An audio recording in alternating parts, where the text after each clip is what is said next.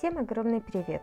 Сегодня делюсь рецептом идеальных блинов и налистников с творогом. Рецепт не мой, рецепт моей свекрови. Они у нее всегда идеальные. Вот это такие блинчики, налистники, которые лично мне вкуснее очень редко где приходилось пробовать.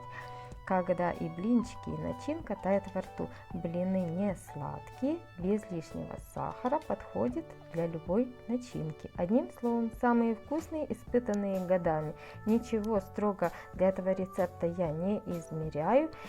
Без блендера, без миксера и без весов. 8 яиц, растительное масло, соль, литр молока и мука. 15 столовых ложек. Может понадобиться на 2-3 столовых ложки больше муки. Смотрите, потому что мука бывает разная. 8 яиц венчиком взбиваю с чайной ложечкой соли. Чайная ложечка не полная, без горки. Взбивать долго не надо, просто яичная масса вспенилась. Теперь добавляю 4 столовых ложки растительного масла. И начинаю в яичную смесь вводить муку. Вот такими, как я добавляю ложками столовыми, я измерила 15 столовых ложек муки. Раз на раз не приходится. Иногда к этой массе приходится добавить 2-3 столовых ложки муки. Такое бывает, потому что, я так понимаю, мука бывает разная. И вот небольшими порциями я ввожу всю муку. Когда уже венчиком сложно перемешивать, начинаю добавлять молоко, но добавляю небольшими порциями. Вот так размешала.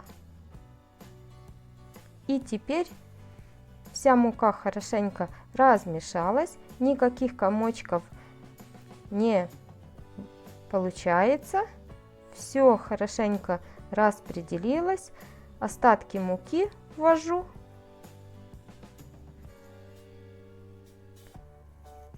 все вымешала всю муку и теперь небольшими порциями добавляю все молоко.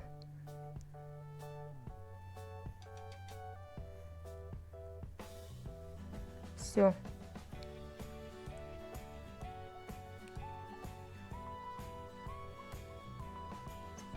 Тесто получается не густое, вот по консистенции такой жидкой сметаны. Если тесто будет густое, муки передать, тогда блины будут не такие тонкие, не такие эластичные. Вот сколько я раз готовила по этому рецепту блинчики, несколько раз мне приходилось там на 2-3 столовых ложки добавить больше муки в процессе. В принципе, по одной ложке, если добавить, она вся вмешивается, и ничего страшного. Но этот раз я не добавляла. Для первого блина небольшим количеством растительного масла смазываю сковородку и выпекаю блины на среднем огне. Блинчики выпекаются хорошо, не рвутся. Тесто такое довольно жидкое. Блинчики получаются такие тоненькие, желтенькие, эластичные. Конечно, я использовала домашние яйца и домашнее молоко для этого рецепта. Вот. Не рвутся в процессе жарки. Посмотрите, какие они тоненькие, эластичные.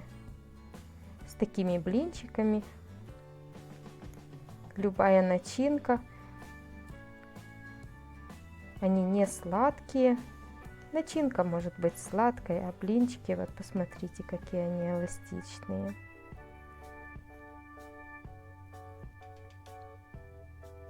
С такими блинчиками любые налистники будут очень вкусные.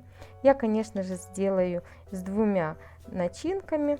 Еще у меня есть такая грибная икра, я ее консервирую. Если вам интересно, оставляйте свои комментарии. Обязательно или сниму видео, или напишу рецептик вам. Очень удобно, как палочка-выручалочка. испек блинчики, достал баночку из погреба и уже изюм, горсть изюма, по желанию, если у вас любят, килограмм творога, домашний, тоже жирный, и ванилин. Пакетик ванилина или ванильного сахара добавляете, сахар по вкусу, 3 яйца, начинку и где-то полстакана сахара я добавлю. Творог выбираю специально такой не сухой, мягкий, чтобы потом не заморачиваться с блендерами, не перетирать, не перебивать ничего. И вот все просто смешала ложкой. Растопленное сливочное масло, где-то грамм 100-150, смазываю кастрюльку, в которой будут тушиться налистники, и выкладываю на блинчики той стороной, где такой припек получается. Выкладываю начинку, творог с изюмом, сворачиваю, все как обычно. И обязательно вот каждый слой налистников я смазываю обязательно растопленным сливочным маслом. Тогда они не будут прилипать, и сливочное масло тоже добавит свой аромат и такую сливочный вот этот аромат добавит налистничкам. Точно так же для блинчиков и с грибной начинкой смазываю кастрюльку сливочным маслом и выкладываю начинку на одну сторону блина. Складываю их треугольничком. И точно так же смазываю все слои, чтобы не прилипали блинчики. Тушить будем двумя способами. Я просто покажу два способа тушки. Первый способ — это на водяной бане.